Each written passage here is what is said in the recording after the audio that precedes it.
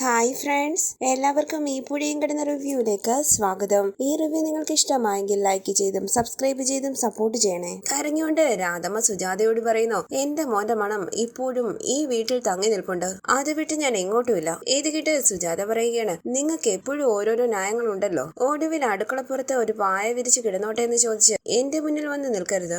ഞാൻ പറഞ്ഞത് പലതും അറം പറ്റിയിട്ടുണ്ട്, ഇതും അങ്ങനെ പറ്റരുതെന്ന് ഞാൻ ദൈവത്തോട് പ്രാർത്ഥിക്കുക. അങ്ങനെ ദേഷ്യത്തോടു കൂടി കാവേരിയുടെ അരികിലേക്ക് വന്ന വിരൽ ചൂണ്ടി സുജാത പറയുന്നു, പക്ഷെ നീ എന്റെ മുന്നിൽ വന്ന് നിന്ന് നെഞ്ചുപൊട്ടി കരയവടി, അത് ഞാൻ കാണും. അങ്ങനെ ദേഷ്യത്തോടു കൂടി ഗംഗയും ശാരദയും ഒന്ന് നോക്കിയിട്ട് സുജാത അവിടെ നിന്ന് പോവുകയാണ്. വേണ്ടായിരുന്നു മോളെ എന്ന് ശാരദ പറയുമ്പോൾ കാവേരി പറയുകയാണ്, ഇത് ചോദിച്ചില്ലെങ്കിൽ അച്ഛന്റെ ആത്മാവ് പോർക്കില്ലമ്മേ. അങ്ങനെ കാവേരി അകത്തേക്ക് പോകുമ്പോൾ കണ്ണു നിറങ്ങി നിൽക്കുന്ന ഗംഗയെ നോക്കുകയാണ് വിനീതിനെ ഒന്ന് ശ്രദ്ധിച്ചിട്ട് ഗംഗയും അകത്തേക്ക് പോകുന്നു. തുടർന്ന് നിലയെ തലോടിക്കൊണ്ട് യമുന ചോദിക്കുന്നു, പനി കുറവുണ്ടോ മോളെ, മോൾക്ക് നടക്കാമെന്ന് നില പറയുമ്പോൾ കയ്യിൽ പിടിച്ച യമുന പറയുകയാണ്, വാ എന്ന് എഴുന്നേക്ക്, നമുക്ക് പുറത്തുപോയി കുറച്ച് കാറ്റും വെളിച്ചമൊക്കെ കൊള്ളാം. അങ്ങനെ നിലയെയും ചേർത്ത് പിടിച്ച റൂമിന് പുറത്തേക്ക് പോവുകയാണ് യമുന. തുടർന്ന് വിഷമത്തോടു കൂടി ആലോചിച്ച് ഹോളിലിരിക്കുകയാണ് ശാരദയും കാവേരിയും മുത്തശ്ശിയും. കുറച്ചിപ്പുറത്തായി കണ്ണു നിറഞ്ഞ് ആലോചിച്ചിരിക്കുകയാണ് ഗംഗ.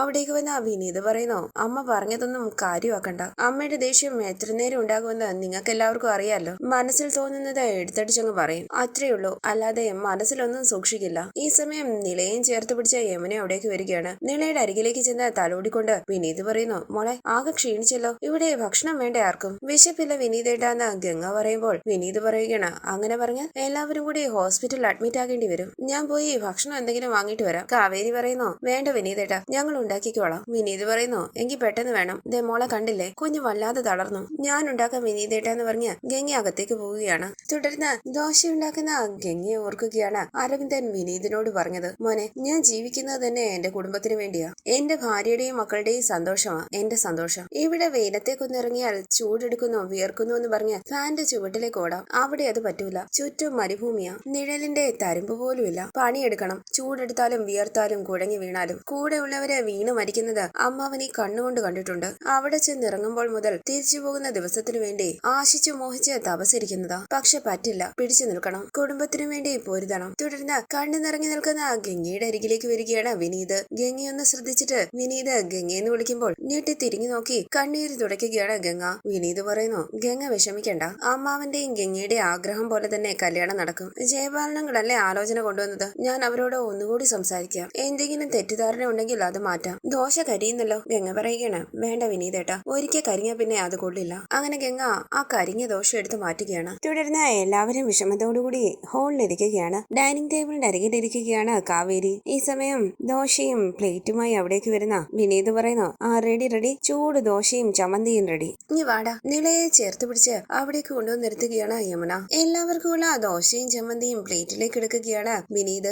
കഴിക്കുന്ന കാവേരി പറയുമ്പോൾ നില പറയുകയാണ്, എനിക്ക് വേണ്ട. നിലയെ തലോടിക്കൊണ്ട് കാവേരി പറയുന്നു, അച്ഛൻ എവിടെയും പോയിട്ടില്ല, ഇവിടെ തന്നെ ഉണ്ട്, നമുക്ക് കാണാൻ പറ്റില്ലാന്നേ ഉള്ളൂ, കഴിക്ക്. നമ്മൾ പറയുന്നതും ചെയ്യുന്നതും ഒക്കെ അച്ഛന് കാണുകയും കേൾക്കുകയും ചെയ്യാം, അത് നമുക്കറിയില്ല. നമ്മൾ ഭക്ഷണം കഴിക്കാതെ വിശന്നിരുന്നാൽ അച്ഛനത് വിഷമവും സങ്കടവും ആകും, അച്ഛനെ വെറുതെ സങ്കടപ്പെടുത്തണോ മോളെ? വേണ്ടെന്ന് നിള പറയുമ്പോൾ കാവേരി പറയുകയാണ്, അപ്പൊ കഴിക്ക്. അങ്ങനെ കാവേരി നിളയ്ക്ക് ഭക്ഷണം മാറി കൊടുക്കുകയാണ്. അവിടേക്കിരുന്ന യമുന പൊട്ടിക്കരയുമ്പോൾ കാവേരി ചോദിക്കുന്നു, ഇപ്പൊ എന്തു പറ്റിയെന്നോ? അച്ഛൻ പണ്ട് മുഴുവൻ സമയം നമ്മുടെ കൂടെ ഉണ്ടായിരുന്നില്ലല്ലോ, അതുപോലെ അച്ഛൻ എവിടെയെങ്കിലും ഉണ്ടെന്ന് വിചാരിച്ചാ മതി. യമുന പറയുന്നു, അപ്പോഴും അച്ഛൻ നമ്മളോടൊക്കെ ഫോണിൽ സംസാരിക്കാറുണ്ടായിരുന്നല്ലോ ചേച്ചി. കാവേരി പറയുന്നു, ഫോണൊന്നും കിട്ടാത്ത ഒരു സ്ഥലത്താ അച്ഛനുള്ളതെന്ന് വിചാരിച്ചാ മതി എന്ന് കരുതി അച്ഛൻ നമ്മളെ മറക്കുമോ? ഫോണിൽ സംസാരിക്കാൻ പറ്റിയില്ലെങ്കിലും അച്ഛൻ എപ്പോഴും നമ്മളെ പറ്റി ഓർമ്മയുണ്ടാകും, നമ്മുടെ കൂടെ തന്നെ ഉണ്ട്. ഇത് കേട്ട് മുത്തശ്ശിയും ശാരദയും പൊട്ടിക്കരയുകയാണ്. കഴിക്കെന്ന് പറഞ്ഞ് കാവേരി നിളയ്ക്കും യമുനയ്ക്കും ഭക്ഷണം വാരി കൊടുക്കുകയാണ്. ഗംഗ പറയുന്നു, കഴിക്കമ്മേ, ഇങ്ങനെ ഭക്ഷണം കഴിക്കാതിരുന്ന് അമ്മയ്ക്ക് എന്തെങ്കിലും പറ്റിപ്പോയാ ഞങ്ങൾക്ക് പിന്നെ ആരാ ഉള്ളത്?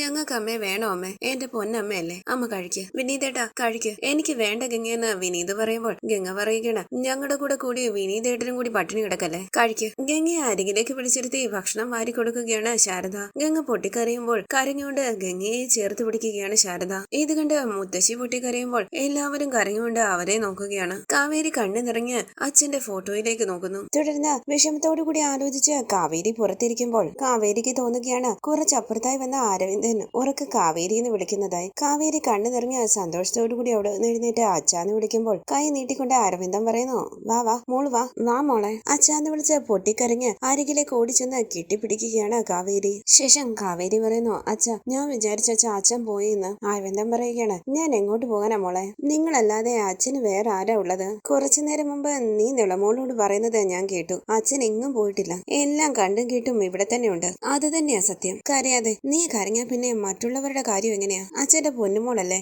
എല്ലാവരെക്കാളും ധൈര്യശാലി നീയല്ലേ? കാവേരി പറയുന്നു, എന്റെ ധൈര്യമല്ല അച്ഛനാ. അച്ഛൻ പോയാ പിന്നെ എന്ത് ചെയ്യണമെന്ന് എനിക്ക് അറിയില്ല അച്ഛാ. അരവിന്ദൻ പറയുന്നു, അച്ഛൻ എങ്ങോട്ടും പോയില്ലാന്ന് പറഞ്ഞില്ലേ? നീ എന്നെ ഓർമ്മിപ്പിച്ചാൽ മാത്രം മതി. ആ നിമിഷം ഞാൻ വന്ന് നിന്റെ കൈ പിടിക്കും. ഞാൻ എന്താ അച്ഛ ചെയ്യേണ്ടതെന്ന് കാവേരി ചോദിക്കുമ്പോൾ അരവിന്ദൻ പറയുകയാണ്, മോളെ ഇതുവരെ സംഭവിച്ചത് എന്താണെന്നൊക്കെ അച്ഛൻ അറിയാം. ഇനിയും സംഭവിക്കാൻ പോകുന്നത് എന്താണെന്ന് അച്ഛൻ അറിയില്ല.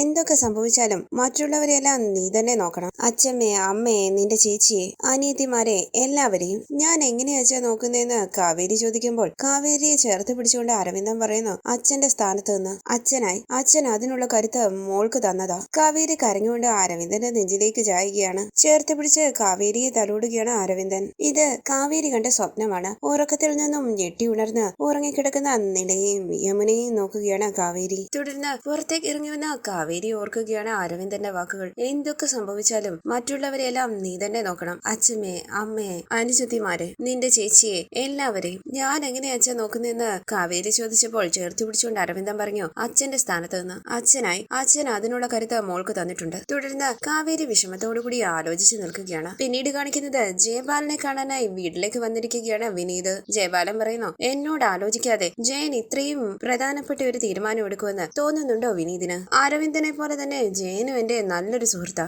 ആ ഒരു വിശ്വാസത്തിലാ ഗംഗയുടെ കാര്യം ഞാൻ പറഞ്ഞപ്പോൾ ജയൻ കണ്ണും പൂട്ടി ഈ ബന്ധം അങ്ങ് ഉറപ്പിച്ചത്. വിനീത് പറയുന്നു, എങ്കിൽ ആ തീരുമാനം മാറ്റാൻ അങ്കിളിനൊന്ന് പറഞ്ഞൂടെ? ഇത് കേട്ട് ദേഷ്യത്തോടു കൂടി ഒന്ന് ആലോചിച്ച് പുഞ്ചിരിച്ച് വിനീതിന്റെ അരികിലേക്ക് ചെന്ന് ജയപാലൻ പറയുന്നു, എടാ മോനെ, പ്രശ്നം എന്താന്ന് വെച്ചാ ആരെയും ഞാൻ ഇത്തരം കാര്യങ്ങൾ നിർബന്ധിക്കാറില്ല എന്നുള്ളതാണ്. അതെ, വീട്ടിലേക്കൊരു LED TV വാങ്ങിക്കാനേ ഏത് ബ്രാൻഡ് വേണമെന്ന് ഉപദേശം കൊടുക്കുന്നത് പോലെ അല്ലല്ലോ ഒരു പെണ്ണിനെ എടുക്കാൻ നിർബന്ധിക്കുന്നതേ. അതൊരു ആജീവനാന്ത ബന്ധമല്ലേ? അവളും ആ കുടുംബത്തിന്റെ ഭാഗം ആകേണ്ടവളല്ലേ? വിനീത് പറയുകയാണ്, അല്ല ഗംഗയെ പറ്റി അങ്ങനെ ഒരു ഉറപ്പില്ലെന്നാണോ അങ്കിള് പറയുന്നത്? ജയപാലൻ പറയുന്നു, എടാ മോനെ, അങ്ങനെയൊക്കെ ചോദിച്ചാൽ എനിക്കുള്ള സത്യം അങ്ങ് പറയേണ്ടി വരും. അങ്ങനെ ജയപാലൻ കാലം വെച്ച് അവിടേക്ക് ഇരിക്കുമ്പോൾ അരികിലേക്ക് ഇരുന്ന വിനീത് ചോദിക്കുന്നു, എന്താ അങ്കിളെ? ജയപാലൻ പറയുകയാണ്, എനിക്ക് നല്ല ഉറപ്പാ. പക്ഷെ നിന്നെ പറ്റി എനിക്ക് എന്ത് ഉറപ്പാ ഉള്ളത്? എടാ, ഗംഗയെ പ്രസവിച്ചപ്പോഴേ ആദ്യം കയ്യിലെടുത്തത് നീയാണെന്നാ പറയുന്നത്. അന്ന് കയ്യിലേക്കെടുത്ത ഭാരം നീ ഹൃദയത്തിലേക്ക് അങ്ങ് എടുത്തു വെച്ചു. അവളുടെ പടം നിന്റെ കടയുടെ ചുമരിൽ വരച്ചു വെച്ച് അത് നോക്കിക്കൊണ്ടല്ലേ നീ തയ്ച്ചുകൊണ്ടിരിക്കുന്നത്.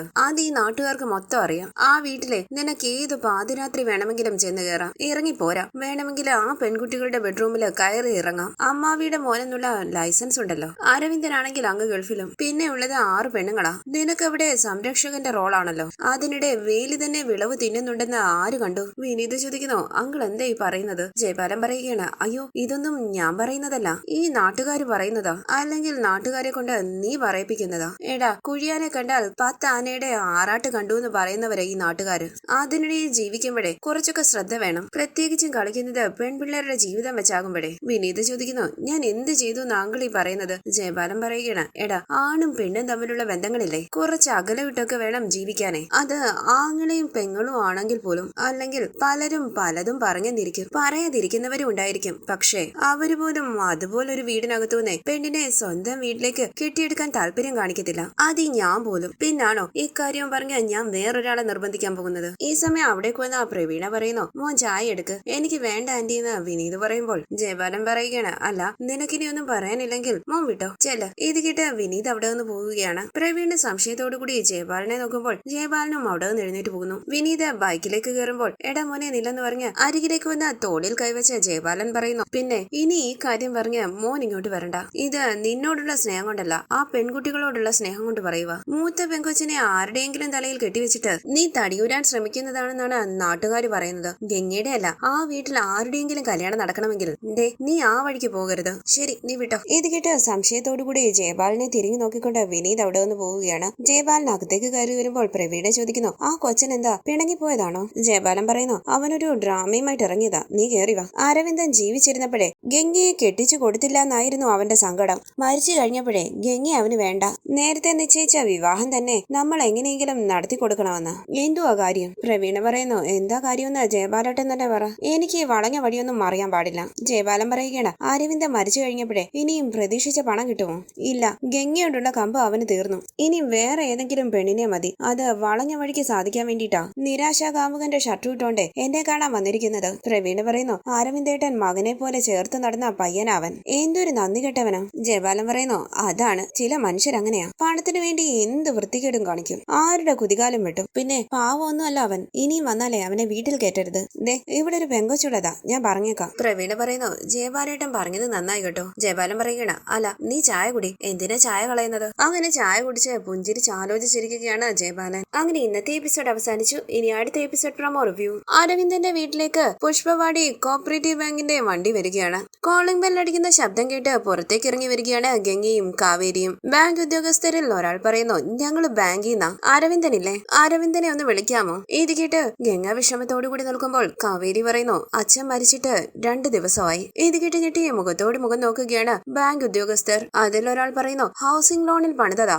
ഈ വീട്, EMI മുടങ്ങിയിട്ട് 8 മാസമായി. ഇത് കേട്ട് ഗംഗയും കാവേരിയും ഞെട്ടി നിൽക്കുമ്പോൾ അവിടേക്ക് വരികയാണ് മുത്തശ്ശിയും ശാരദയും യമുനയും നിളയുമെല്ലാം. അവരെല്ലാവരും വിശ്വസിക്കാനാകാതെ നിൽക്കുമ്പോൾ ആ ഉദ്യോഗസ്ഥൻ പറയുന്നു, എത്രയും പെട്ടെന്ന് ഫുൾ ക്യാഷ് അടച്ച് ലോൺ ക്ലോസ് ചെയ്യണം, അല്ലെങ്കിൽ വീട് ഞങ്ങൾ ജപ്തി ചെയ്യും. അങ്ങനെ ജപ്തി നോട്ടീസ് ഗംഗയുടെ കയ്യിലേക്ക് കൊടുത്തിട്ട് ആ ഓഫീസർമാർ അവിടെ വന്ന് പോകുമ്പോൾ വിശ്വസിക്കാനാകാതെ ഞെട്ടി നിൽക്കുകയാണ് എല്ലാവരും. തുടർന്ന് എല്ലാവരും വിഷമത്തോടു കൂടി ഇരിക്കുകയാണ്. അരവിന്ദൻ ഹൗസിംഗ് ലോൺ എടുത്തിട്ടുണ്ടെന്നുള്ള കാര്യം പോലും അരവിന്ദന്റെ മക്കൾക്കറിയില്ലായിരുന്നു. ശാരദ ലോൺ ഉണ്ടെന്നും അരവിന്ദേട്ടൻ അതെല്ലാം കൃത്യമായി അടയ്ക്കുന്നുണ്ടായിരുന്നെന്നും പറയുന്നു. ഗംഗ പറയുകയാണ്, അച്ഛൻ ഗൾഫിൽ നിന്നും പണം അയച്ചു കൊടുക്കുന്നത് ജയബാലനങ്ങളുടെ പേരിലല്ലേ, ജയബാലനങ്ങൾ തന്നെ ആയിരിക്കും ലോൺ അടച്ചുകൊണ്ടിരുന്നത്, ജയബാലേട്ടനാണ് ലോണിന്റെ കാര്യങ്ങളൊക്കെ നോക്കിയിരുന്നതെന്ന് ശാരദ പറയുമ്പോൾ ഗംഗ ജയബാലനങ്ങളിനെ വിളിക്കാനായി കാവേരിയോട് പറയുകയാണ്. ലോണിന്റെ കാര്യങ്ങൾ സംസാരിക്കാനായി കാവേരി ജയബാലന്റെ ഫോണിലേക്ക് വിളിക്കുന്നു. വീടിന് പുറത്ത് നിൽക്കുന്ന ജയബാലൻ ഫോൺ അറ്റൻഡ് ചെയ്ത് സ്നേഹത്തോടുകൂടി കാവേരിയോട് സംസാരിക്കുകയാണ്. കോപ്പറേറ്റീവ് ബാങ്കിലെ ലോണിന്റെ കാര്യവും